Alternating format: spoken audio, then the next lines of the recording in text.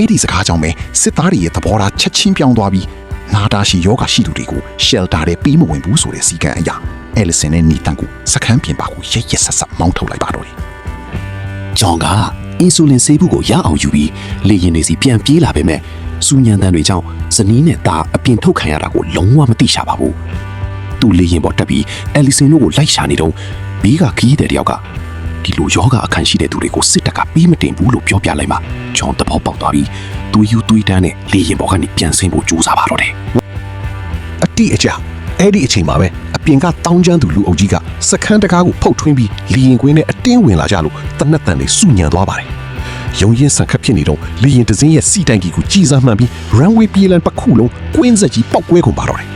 ဂျွန်လည်းမိတောက်တွေကြားထဲကနေအသက်လူပြီးပြေးပုံခဲ့ရပါတယ်မိခိုးလုံးတွေကြားကနေချွန်တယောက်သူ့မိသားစုကိုယူမတက်လိုက်ရှာပြီးမတွေ့တော့ပါဘူးနောက်ဆုံးသူတို့စီးလာတဲ့ကားစီပြန်သွားတဲ့အခါ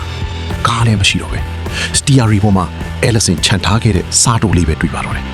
အဲ့ဒါကတော့နေတန့်ကိုအင်ဆူလင်ပေးဖို့အတွက်သူ့အဖေနေတန့်အဖိုးအိမ်ကိုသွားနေကြပြီဖြစ်ကြောင်းရေးထားတာပါ